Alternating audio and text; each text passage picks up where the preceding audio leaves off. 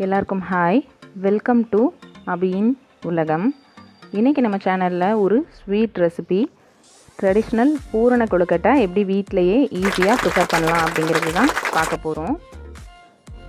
First கொழுக்கட்டைக்கு தேவையான மேல் மாவு ப்ரிப்பேர் பண்ணிடலாம். அதுக்கு 200 கிராம் பச்சரிசி மாவு எடுத்து வச்சுருக்கேன். இதுக்கு ஆப்ஷனலாக நீங்கள் கொழுக்கட்டை மாவோ இடியப்ப மாவோ எது எடுத்துக்கிட்டாலும் சேம் அப்படியே நம்ம சாஃப்டாக கொழுக்கட்டை பண்ணிடலாம். நீங்கள் ஃப்ரிட்ஜில் வச்ச மாவு யூஸ் பண்ணுறீங்கன்னா லைட்டாக வெறும் வானலியில் வறுத்துட்டு சேர்த்துக்கோங்க. இந்த மேல் மாவுக்கு தேவையான உப்பு சேர்த்துக்கிறேன். இதை நல்லா மிக்ஸ் பண்ணி விட்டுட்டு நல்லா கொதிக்க இருக்கக்கூடிய சுடுதண்ணி சேர்த்து இதை மிக்ஸ் பண்ணி எடுத்துக்க போகிறோம்.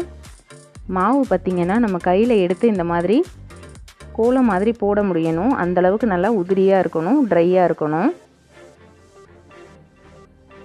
இதில் நல்லா கொதிக்கிற தண்ணி சேர்த்துக்கலாம். 1 கப் மாவுக்கு 1 கப் சுடுதண்ணி சரியாக இருக்கும். ஒரு சில மாவை பொறுத்து கொஞ்சம் தண்ணி கூடவோ இல்லை குறையவோ ஆகலாம். பாருங்கள், நான் முடிஞ்ச வரை நல்லா மிக்ஸ் பண்ணியிருக்கேன். இது கை பொறுக்கிற சூட்டுக்கு வரட்டும். அது வரை இந்த மாதிரி ஒரு ஈர துணி போட்டு காயாமல் மூடி வச்சிடலாம். இப்போ நம்ம பூரணம் ப்ரிப்பேர் பண்ண ஸ்டார்ட் பண்ண போகிறோம். பிள்ளையாருக்கு பிடிச்சதுங்கிறதால முதல்ல பிள்ளையார் பிடிச்சி வச்சுட்டு ஸ்டார்ட் பண்ணிக்கலாம். 200 கிராம் மாவுக்கு 150 கிராம் வெல்லம் எடுத்து இந்த மாதிரி நல்லா பொடிச்சு வச்சுருக்கேன். இந்த அளவுக்கு வெல்லம் சேர்க்குறப்ப இனிப்பு கரெக்டாக இருக்கும். உங்களுக்கு ரொம்ப தித்திப்பாக வேணும் அப்படின்னா இன்னும் கொஞ்சம் கூட எடுத்துக்கோங்க. அரை மூடி தேங்காய் இந்த மாதிரி நல்லா துருவி எடுத்து வச்சுருக்கேன். இந்த தேங்காயும் வெல்லமும் சேர்த்து நம்ம பூரணம் ப்ரிப்பேர் பண்ணி வச்சா நம்ம சமோசாக்குள்ளே இன்சர்ட் பண்ணி கூட ஸ்வீட் சமோசா ப்ரிப்பேர் பண்ணலாம். 4 ஏலக்காய் இந்த மாதிரி 1-2மா தட்டி வச்சுருக்கேன். இவ்வளோ தான் நமக்கு பூரணத்துக்கு தேவையான பொருள்கள். இந்த வெல்லத்தை நம்ம கொஞ்சமாக தண்ணி விட்டுட்டு கொதிக்க வச்சு வடிகட்டி எடுத்துக்க போகிறோம். பாருங்கள், ஆல்மோஸ்ட் வெல்லம் எல்லாம் கரைஞ்சி வந்துருச்சு. இப்போ நம்ம தட்டி வச்சுருக்க ஏலக்காயை சேர்த்துக்கலாம். நல்லா கொதிச்சாச்சு, ஸ்டவ்வை ஆஃப் பண்ணிக்கலாம். ஒரு பேனில் 1 டேபிள் ஸ்பூன் நெய் விட்டுருக்கேன். இதில் நம்ம துருவி எடுத்து வச்சுருக்க தேங்காயை சேர்த்துக்கலாம். தேங்காயோட கலர் சேஞ்ச் ஆகக்கூடாது. அதே டயத்தில் அதில் இருக்க ஈரப்பதம் கொஞ்சம் போயிருக்கணும். அந்தளவு இதை நல்லா வறுத்துக்கலாம். இந்த மாதிரி நெய்யில் வறுத்துட்டு நம்ம பூரணம் செய்கிறப்ப நல்லா வாசனையாக இருக்கும். பாருங்கள், தேங்காயோட கலர் சேஞ்ச் ஆகலை, நல்லா வறுபட்டாச்சு. இப்போ நம்ம எடுத்து வச்சுருக்க வெல்லத்தை வடிகட்டிட்டு சேர்த்துக்கலாம். அப்படி வெல்லைப்பாகு திக்காக இருக்குன்னா கொஞ்சமாக தண்ணி சேர்த்து கொதிக்க விட்டுட்டு வடிகட்டி எடுத்துக்கோங்க. பாருங்கள், இந்த ஏலக்காயோட தோலெல்லாம் நல்லா தனியாக வந்தாச்சு. இதை நல்லா மிக்ஸ் பண்ணி விட்டுட்டு ஒரு 2-3 நிமிஷம் நல்லா கொதிக்க விட்டு எல்லாம் ஒன்று சேர்ந்து வர விட்டுட்டு எடுத்துக்கலாம். பாருங்கள், ஒரு 4-5 நிமிஷம் அது நல்லா கொதித்து எல்லாம் ஒன்று சேர்ந்து வந்திருக்கு. இந்த அளவு இருக்கப்போ நம்ம ஸ்டவ்வை ஆஃப் பண்ணிக்கலாம். இது ஆறுனதுக்கப்புறமா நமக்கு இன்னமும் திக்காகி வரும். பாருங்கள், நமக்கு பூரணமும் ரெடியாக இருக்குது.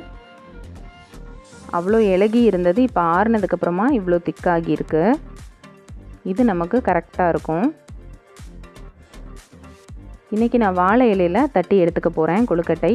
நீங்கள் உங்ககிட்ட என்ன நம்ம யூஸ் பண்ணிவிட்டு அந்த கவர் இருக்கும் இல்லையா, அந்த ஆயில் கவரோ இல்லை பால் பாக்கெட்டோட கவர் இருந்தால் கூட யூஸ் பண்ணிக்கலாம். நம்மளோட மாவு இப்போ கை பொறுக்கிற சூட்டுக்கு வந்தாச்சு. இதை இந்த மாதிரி துணி போட்டு கவர் பண்ணியே வச்சுக்கோங்க, இல்லாட்டி காஞ்சு போயிடும். இப்போ நம்ம கொழுக்கட்டைக்கு தட்டி எடுத்துக்கிறதுக்கு ஸ்டார்ட் பண்ணிடலாம். கொஞ்சமாக மாவு எடுத்துகிட்டு இந்த மாதிரி நல்லா பால் மாதிரி பிடிச்சிட்டு வாழை இலையில் வச்சு நம்ம தட்டி எடுத்துக்க போகிறோம். முடிஞ்ச வரை நல்லா மெல்லிஸாக தட்டிக்கோங்க. அதே மாதிரி மாவை ஒரு டைம் எடுக்கிறப்பையும் இந்த மாதிரி துணி போட்டு மூடி வச்சுருங்க. அப்போ தான் காயாமல் இருக்கும். மாவு வெதுவெதுப்பான சூட்டில் இருக்கிற மாதிரி பார்த்துக்கோங்க. அப்போ தான் கொழுக்கட்டை விரிசல் இல்லாமல் நல்லா சாஃப்டாக கிடைக்கும். இந்த அளவு தட்டினதுக்கப்புறமா நம்ம கொஞ்சம் போல் பூரணம் இதில் உள்ளே வச்சுக்கலாம். இதை அப்படியே 2ஆக மடிச்சுட்டு அந்த ஓரங்களை நல்லா சீல் பண்ணி கவர் பண்ணி எடுத்துடணும். நான் வாழை இலையில் நெய் தடவிருந்தேன். கொழுக்கட்டை தட்டுறப்பையும் கையில் நெய் தடவிருந்தேன். நீங்கள் எண்ணெயும் நெய்யும் தடவிட்டு தட்டுங்க, கையில் ஒட்டாமல் இருக்கும், இலையிலையும் நமக்கு ஒட்டாமல் கிடைக்கும். இந்த மாதிரி ஒரு 6-7 ப்ரிப்பேர் பண்ணிவிட்டு நம்ம இட்லி பாத்திரத்தில் வச்சு அவிச்சு எடுத்துக்க போகிறோம். இது ஒரு டைப் ஆஃப் பூரண கொழுக்கட்டை. இதுவே நம்ம இன்னொரு டைப்பில் பண்ணலாம். அது எப்படிங்கிறது இப்போ பார்க்கலாம். அகைன் மறுபடியும் இலையில் கொஞ்சமாக நெய் தடவிட்டு கையிலையும் நெய் தொட்டுக்கிட்டு தட்டை ஸ்டார்ட் பண்ணுங்கள். அப்போ தான் ஒட்டாமல் இருக்கும். இது நல்லா தின்னாக இந்த மாதிரி விரிச்சுக்கிட்டு இதுக்குள்ளே இப்போ நம்ம பூரணம் வச்சுக்க போகிறோம். இதை நம்ம பிள்ளையார் பிடிக்கிற மாதிரி எல்லா சைடும் ஒன்று சேர்த்துட்டு சைட்லேயும் ஓப்பன் ஆயிராத மாதிரி பார்த்து நல்லா கவர் பண்ணி எடுத்துக்க போகிறோம். இது பிகினர்ஸாக இருக்கவங்க கூட ஈஸியாக இந்த செகண்ட் டைப் பூரண கொழுக்கட்டை பண்ணிடலாம். ரொம்ப ஈஸியாக வந்துடும். பாருங்கள், குட்டி பிள்ளையார் அழகாக சூப்பராக ரெடி ஆகிட்டார். இந்த மாதிரி எல்லா சைடும் கவர் பண்ணி எடுத்துக்கோங்க. இந்த மாதிரி நம்ம தட்டி எடுத்து செய்கிறது ட்ரெடிஷ்னலாக பண்ணக்கூடிய மெத்தட். இப்போ நிறையா மோல்டு கொழுக்கட்டைக்குன்னு சொல்லிட்டு வெரைட்டியாக நல்லா அச்சுக்கள் வந்திருக்கு. அது உங்கள்கிட்ட இருக்குன்னா கூட நீங்கள் அதில் அப்படியே வச்சு ஈஸியாக ப்ரிப்பேர் பண்ணிக்கலாம். பாருங்கள், நான் இட்லி பாத்திரம் ஆல்ரெடி ஹீட் பண்ணியிருந்தேன். இது 10 நிமிஷம் நல்லா கொதிச்சிருக்கு. இதில் துணி போட்டுட்டு மேலே லைட்டாக தண்ணி தெளிச்சுட்டு நம்ம ரெடி பண்ணி வச்சுருக்க கொழுக்கட்டையை 1 by 1 அடுக்கிக்கலாம். முடிஞ்ச வர வெளியில் பூரணம் தெரியாத மாதிரி கவர் பண்ணிக்கோங்க. அப்படி லைட்டாக தெரியுது அப்படிங்கிறப்ப ஒன்றும் ப்ராப்ளம் கிடையாது.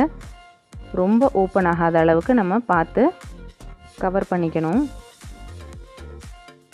இது நமக்கு ஒரு 7லேருந்து 8 நிமிஷம் வெந்தாலே போதும். இப்போ இதோட லிட்டு போட்டு க்ளோஸ் பண்ணிவிட்டு ஒரு 8 நிமிஷம் அப்படியே விட்டுடலாம். பாருங்கள், நல்லா சுட சுட நம்மளோட கொழுக்கட்டைகள்லாம் ரெடி ஆயாச்சு. இது சுட சுட இருக்கப்போ சாஃப்டாக இருக்கும். கொஞ்சம் ஆறுனதுக்கப்புறம் நம்ம சாப்பிட்றதுக்கு கரெக்டாக இருக்கும். பாருங்கள், சூப்பராக 2 வெரைட்டி ஆஃப் பூரண கொழுக்கட்டை ரெடி ஆயாச்சு. பிள்ளையாருக்கு ரொம்ப பிடிச்ச ரெசிபி, ரொம்ப ஹெல்த்தியான ரெசிபியுமே கூட. நம்ம ஆவியில் தான் அவிக்கிறோம். அதனால் எல்லா ஏஜ் குரூப் பீப்புளுமே எடுத்துக்கக்கூடிய ஒரு ரெசிபி தான் இது. குழந்தைங்கள்லாம் ரொம்ப லைக் பண்ணி சாப்பிடுவாங்க. நம்ம சேனலில் போட்டிருக்க பிடி கொழுக்கட்டை ரெசிபி அதோட லிங்க் டிஸ்கிரிப்ஷனில் கொடுக்குறேன், செக் பண்ணிக்கோங்க. கண்டிப்பாக நீங்களும் இந்த பூரண கொழுக்கட்டை ரெசிபியை உங்கள் வீட்டில் ட்ரை பண்ணி பாருங்கள். ட்ரை பண்ணி பார்த்துட்டு உங்களோட ஃபீட்பேக்ஸை என்னோட கமெண்ட் செக்ஷனில் ஷேர் பண்ணுங்கள். என்னோடய வீடியோஸ் பிடிச்சிருந்தா நம்ம சேனல் அபியின் உலகம்க்கு சப்ஸ்கிரைப் பண்ணிவிட்டு உங்கள் ஃப்ரெண்ட்ஸ் அண்ட் ஃபேமிலிக்கு ஷேர் பண்ணிடுங்க. தேங்க்யூ ஃபார் வாட்சிங்.